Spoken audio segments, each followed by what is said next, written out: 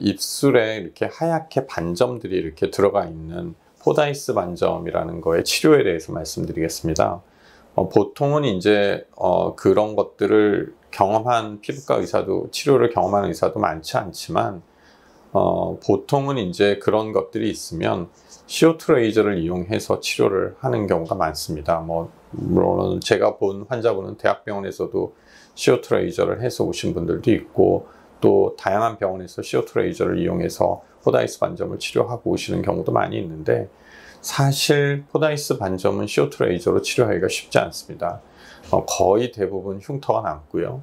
치료를 하면 대개는 한 일주일에서 열흘 정도 상처가 있는데 그 이후에 보통은 흉이 대개는 남습니다. 그 흉이 남게 되면 어떻게 되냐면 빨간 입술에 포다이스 반점보다는 좀 덜 하얗지만 좀 더 딱딱해지고 약간 튀어나온 흉터가 생기는 경우가 많고요. 사실 레이저 한 서너 번 해가지고 흉터가 심해져가지고 와서 더 이상 해줄 게 없을 정도로 문제가 돼서 오시는 분들도 사실 많이 있습니다. 그러니까 포다이스 반점의 치료는 한 번 더 생각하고 상당히 고민을 해서 치료를 해야 되고요.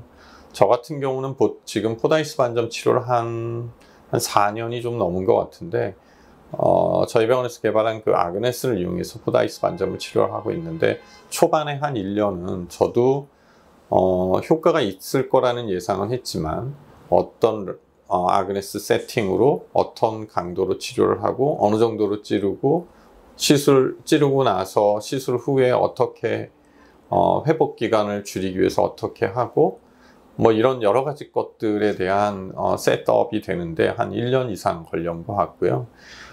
지금 한 3년 전부터는 그때 하고 있는 거나 지금 하고 있는 거나 거의 마찬가지로 하고 있는데, 그렇게 하고 나면 보통 환자분들에게 얘기를 드리는 게 한 4, 5일 정도 일상생활에 지장이 있다고 말씀드리고요. 그리고 아그네스도 물론 포다이스 반점 모두를 치료할 수 있는 건 아닙니다. 그래서 제 경험상 저는 지금까지 한 수백 명 정도 치료를 했으니까 해보고 난 경험, 그러니까 어디 부위는 효과가 별로 없다, 어디는 좀 더 효과가 있고 당신은 효과가 좀 더 있을 것 같고 당신은 좀 효과가 없을 것 같다, 이런 얘기들을 해드릴 수 있고요. 사실 상당히 시간과 노력을 들여서 해야 되고 상당히 조심해서 해야 되는 시술입니다. 아그네스라고 해서 흉터가 안 생기는 건 아니고요. 이것도 반복적으로 하면 흉터가 생길 수 있기 때문에 최대한 흉터 없이 미용적인 효과를 가질 수 있도록 상당히 주의를 기울이고 성의껏 치료를 해야 되는 질환이라고 생각을 합니다.